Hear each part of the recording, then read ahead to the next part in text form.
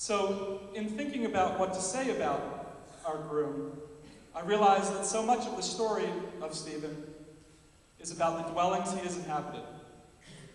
I kept thinking to myself, if only these walls could talk. Serendipitously, some of the walls have agreed to come here tonight and talk about our groom. The first walls that we're going to hear from are from his childhood home on Wellington Road in Stonewood. Here is what the walls tell us. I like Stephen. He is an interesting young child.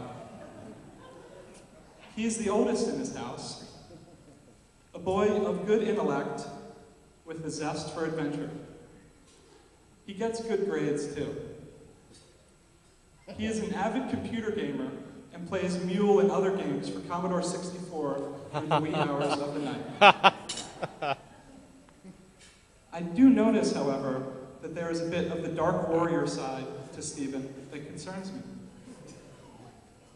I often see him alone in his room, reading magazines like Guns and Ammo or Soldier of Fortune, and ordering martial arts equipment via mail order. I then see Stephen in the backyard perfecting his use of butterfly knives and nunchucks. And I see him trying to perfect the art of killing squirrels using throwing stars.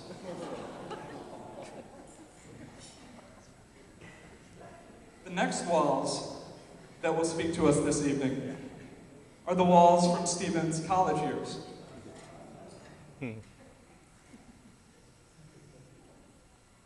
Here's what the walls tell us. Austin is a man of great experimentation and enterprise. A man who has a strong desire to make it in the world and is not constrained by the regulatory or legal environments in which he finds himself. Austin is an avid gamesman, often wagering on blackjack, poker, or really any game of chance. A friend named Trey is eternally grateful that Austin used my walls to provide a refuge for him in January of 1996. Austin is also very entrepreneurial in college, helping to build businesses such as Banner Networks, among others. And with these companies, he helps to rejuvenate the telecommunications and agricultural sectors of the Philadelphia economy.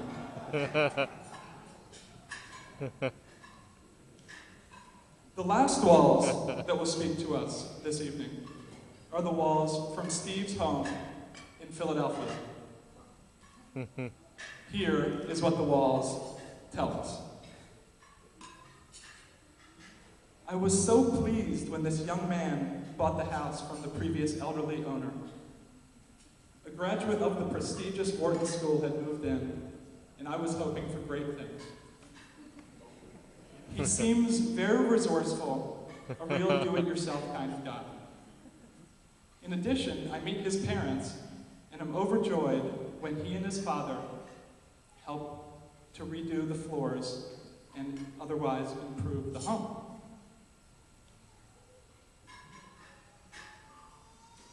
However, as time passes, the careful reworking and remaking that I had hoped would be applied to me did not seem to be in the works. However, I did take on a new identity that I liked very much. My walls, under Stephen's ownership, took on the role of protector and a home to strays and outcasts, as well as a harbor of great men and women. Although Stephen has an open heart and a great mind, he does seem to lack some attention to practicality. For example, One night, I saw my whole life pass before my eyes. These wonderful walls had a terrible fright. After a jubilant night out with the gang, Stephen decided that he was hungry and would prepare a feast for himself. Naturally, he found the largest piece of meat in the house, which was a frozen turkey,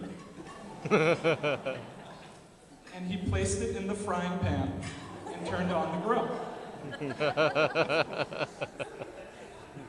It was a very large fowl, and since turkeys take some time to cook, Stephen thought it was a good idea to take a nap while it was heating up. Lucky for me, the Philadelphia Fire Department broke through the front door, doused the fire, and left Stephen with a pamphlet on safe cooking techniques.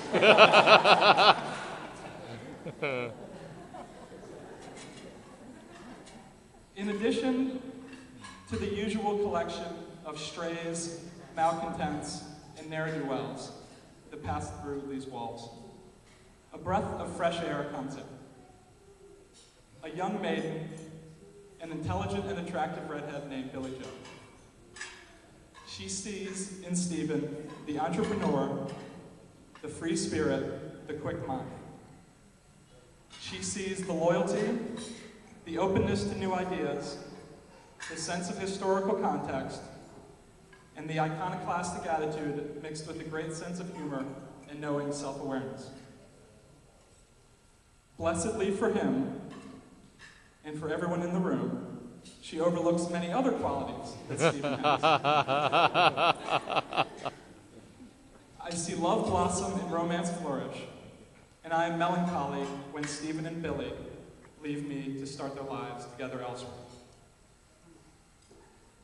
Ladies and gentlemen, these walls have spoken to us tonight, telling us the story of our groom, Stephen Austin McIntyre. We all know tonight that our groom has married an amazing woman, beautiful, well-mannered, smart, funny, and charming. We know that she has brought clear vision, a clean soul, and all of her love into this marriage. We know that the most precious possession that ever comes to a man in this world is a woman's heart, and Mac is very blessed to have this woman's heart entrusted to him. God bless you, Stephen Austin and Billy Joe McIntyre. I love you guys. Everyone please join me in a toast for our bride and groom, the new Mr. and Mrs. McIntyre.